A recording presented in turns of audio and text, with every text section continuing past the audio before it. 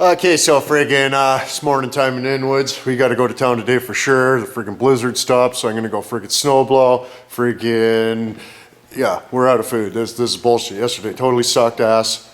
Big time. Hardly any poo babies. So anyways, we'll fire this piece of shit up. I had to tighten up a preferred sacker on the side there. She was digging in on the edge sometimes a little bit, and the one, like all the bolts were loose and shit, so it was all cattywampus and stuff. And just cocking the program, so I'll fix that, so that's more awesome. And give her some throttle, give her some choke, give her 14 or 15 good pumps. Hot.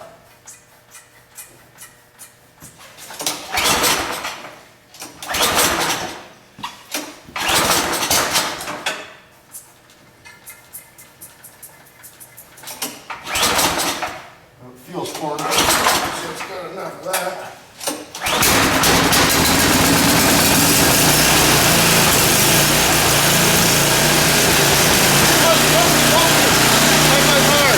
Oh, friggin' rights, boys. Don't have time to get her 100% to the wood. We can deal with that later. I'm fucking starving. So I just had to swing by Tasty Babes there, and I got myself a friggin' Patriot knockoff. It says made in USA, China on the bottom, so friggin' rights. And then I got myself a friggin' Uni-Tank Pro Tank friggin' for Frig Sexer. Boogie says he likes them better than the friggin' for Frig Sec tank, so I guess it's not a Pro Tank, it's a Kanger friggin' Kanger Uni tank, and the Pro Tank is the other Kanger friggin' tank, but he says he likes this better. I'm not sure. Plastic, I don't like that kind too much, but we'll give her a whirl. Hey, beg my part. Oh, bud, you gotta shovel all that snow off the roof or it's gonna leak, bud. It's gonna friggin' leak on you, bud. Son of a bitch. Oh, we're just gonna drive by friggin' Carbonics is here. For frig's sakes, apologize, buddy. We'd stop and friggin' visit, but got things. Beg my part. So anyways, we got done at Princess Auto and Costco and stuff, and I got tons of free samples at Costco, and this one lady was giving me free samples. I'm like, what's this kind? She says, oh, it's breakfast hash, this and that. I says, oh, big fan of the hash.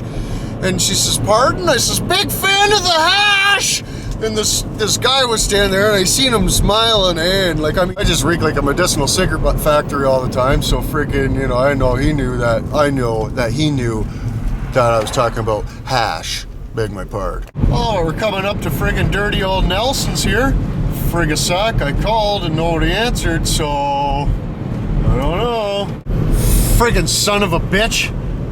I don't know. I think he quit. I think he quit for frig sec. I don't know, but anyways, we're gonna go son of a bitch Jim. Anyway, I guess he's right off the cigarettes on his e-cigarette, loves the e-cigarette. Yeah. Oh, Jim. Nelson wasn't around, bud. So you're it, bud. You're it. Oh, what's going on, Jim? Look at yourself. Hey? Off the cigs. No. How many cigs since I seen you last? None. Zero. Zero. Stop your nonsense. Lots of e-cig. Beg my pardon. Look at yourself. You're styling over here, eh? Anyways, buddy, gotta go. No. Gotta go, bud. Stop it. Yeah, look at yourself. Stop it. Look at yourself, Joe. Yeah. Anyways, gotta go, buddy. You wanna hoot off this before I go? Yeah, you got the good kind. Yeah, try the Renfrew, bud. Addicted. Look at yourself. Addicted. Yeah, that's enough. Oh my goodness. You gonna try taping up the holes? Hey, try taping up the holes, get a better chooch. Well, I don't really need a better chooch of this kind. I need better chooch of that kind. Apologize, buddy. Apologize. You give me that kind. Well, I'll see what I can do. Okay. Beg my pardon.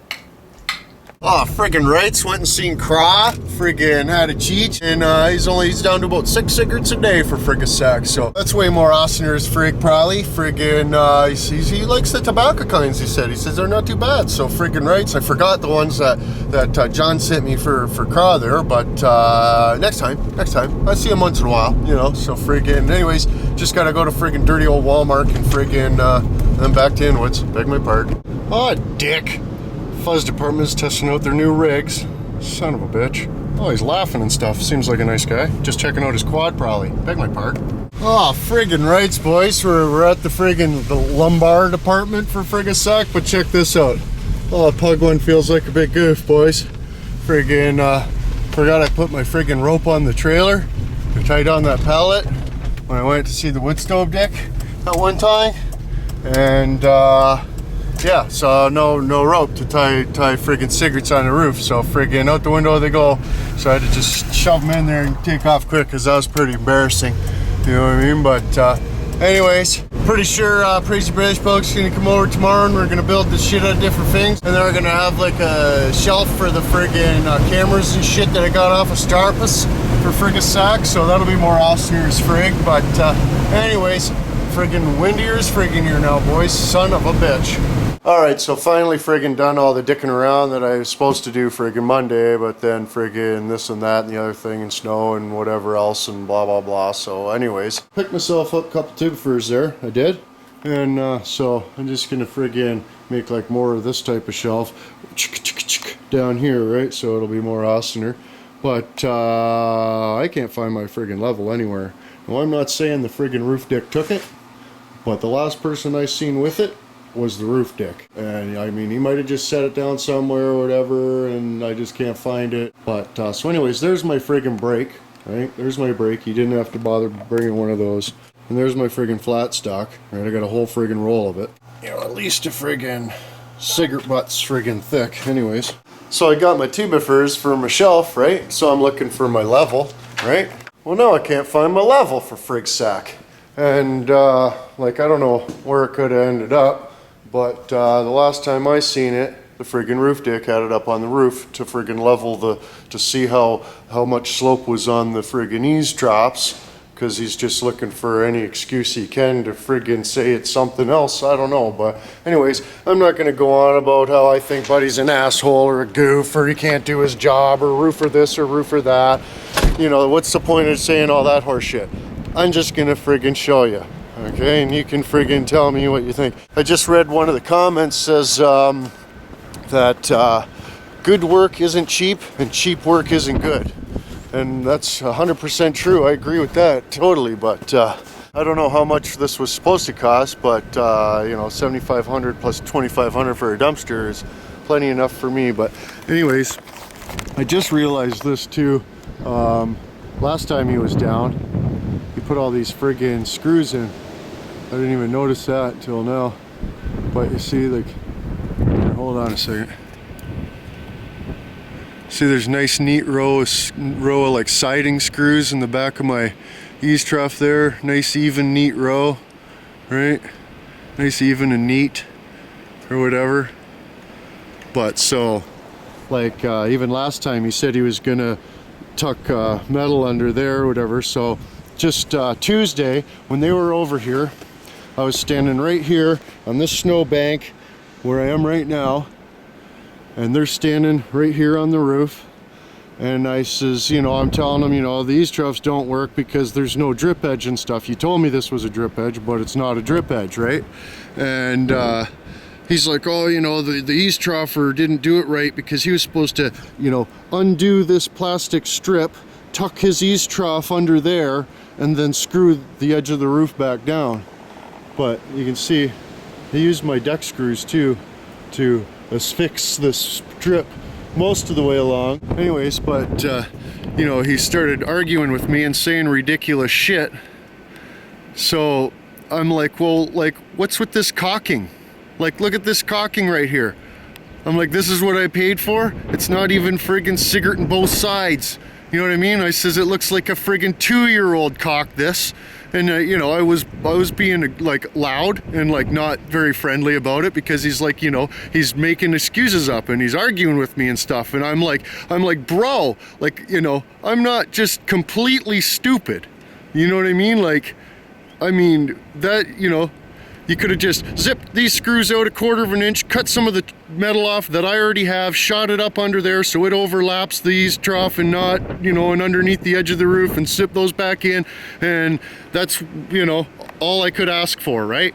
So this area right here between the chimney and the front wall is where this leak is occurring, or this water buildup of some sort. But anyways, there's a roof vent right there. So if I come over here, you can see these new patches that they've put in. There's a couple there, and then this is the big flap that they opened up. And he opened it up and he told Buddy on the phone that it was bone dry under there. But I stuck my hand in there and pulled it out and it was sopping wet. So that's a little bit dicked. But oh, all right on. Looks like they forgot a spot too. So it looks like they picked this all up like that and then just left it for me. So that's great. That's really great that he did that for me and then just left it. But you can see, I don't know how good you can see, but like he's just used nails, and like there's some caulking, you know, I mean that's only, you know, 2 inches, you know, like look at it, there's like the roof is flat right there. The roof is flat right there, and then as it slopes down, he gets more of an angle up. But the further it gets up here, so water's like for sure going to be building up. You know, there's a hole right inside the building that's like, you know, about, well, it's as long as the first 2 knuckles of my finger, and it's at least 1/4 of an inch wide, and I can see right inside. And then there's more all along here. Is just completely open. There's a good one.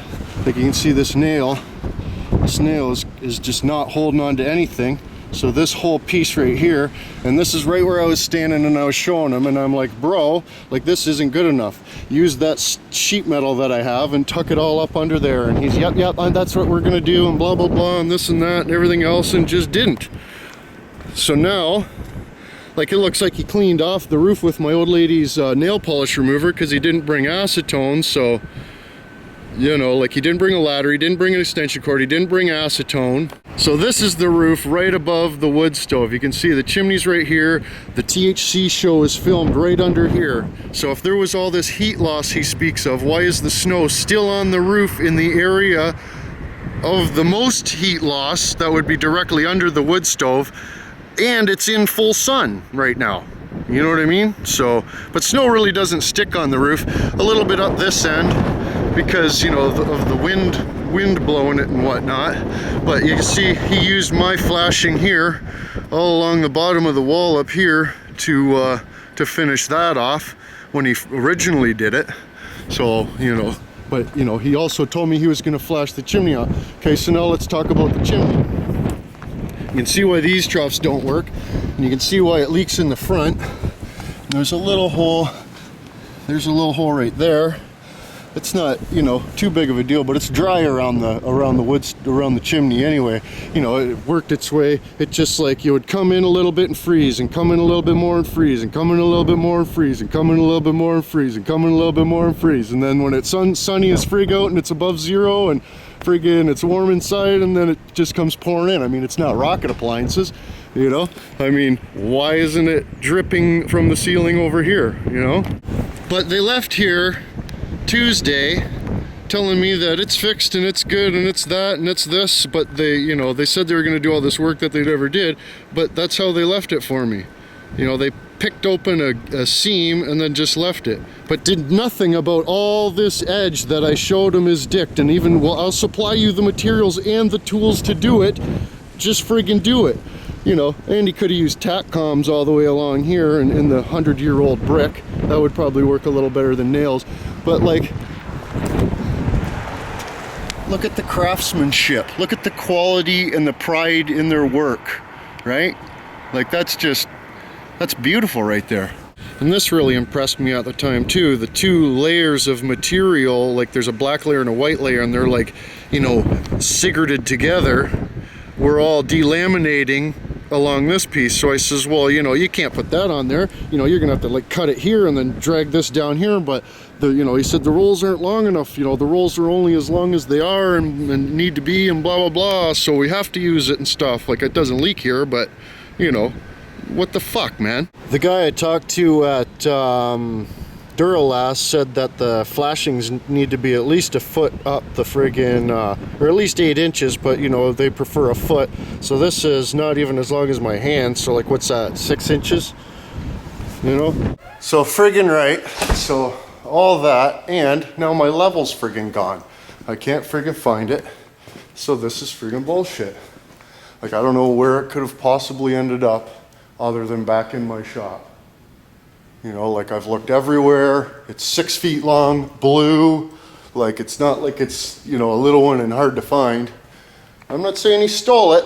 Could have accidentally ended up in his truck, just like my broom did. He gave that back though, because it's just a shitty old broom. But yeah, I don't know, man. I don't know. So you can see, here's the wood stove. No vapor barrier.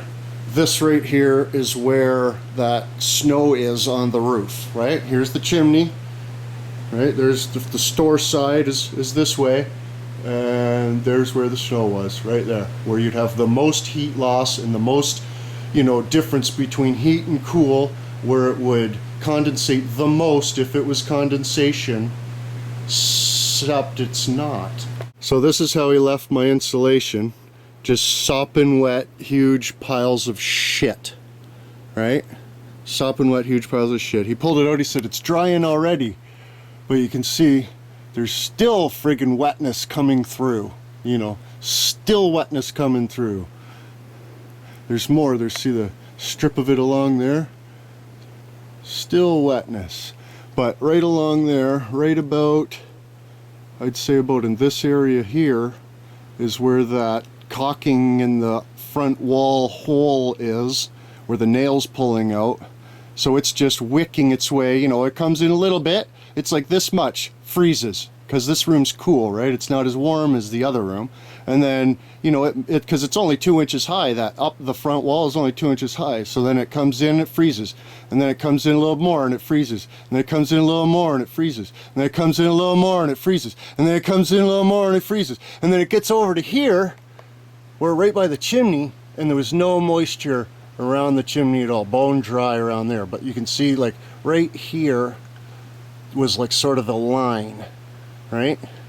So you can see that. So it is drying out big time. So he asked me if I had acetone. I said, I don't have acetone. You know, that's crazy. What the fuck would I have acetone for? But, you know, my old lady ended up having some nail polish remover, and it's moisturizing kind, but, you know, here's the ingredients. But, you know, it's got, like, different type of things into it, friggin' aloe and friggin' different things, and like, come on, man, really? That's what you cleaned off my roof and then repatulated it? But you missed one, bud. That's the only thing. And I can't find my level. So anyways, when you come back to weld that seam that you left wide open shut, can you please try to remember to bring my level back. Thank you. Oh, and anything else that might have ended up in your truck that doesn't belong to you on an accident. Beg my pardon. Anyways, boys, I could friggin' keep going for hours about this, but might as well call her a sacred. I still got a THC episode to film tonight, which reminds me, big giveaway tonight on the THC channel, so I'll put the link in the prescription, and then we cheached. So anyways, boys, leave a comment. Let me know, maybe I'm a complete goof. Maybe I'm just completely offside. I'm a fucking asshole. What is my problem? I'm just a stupid fucking idiot. And maybe it's me. Let me know. But I don't know, like, to me, it's the bad roof. That's what the problem is. It isn't me, I don't think. But anyways, boys, I hope you can understand that I'm trying to be the least amount of asshole possible during this whole friggin' roof situation, but I'm really having a hard time. You know what I mean? So anyways, friggin', I'm just gonna leave her at that. Let me know what you think. Maybe I'm a goof. Who knows? But anyways, boys, there you go. Another Dicker Pug 1 production. So until tomorrow. Don't let the roofers get you.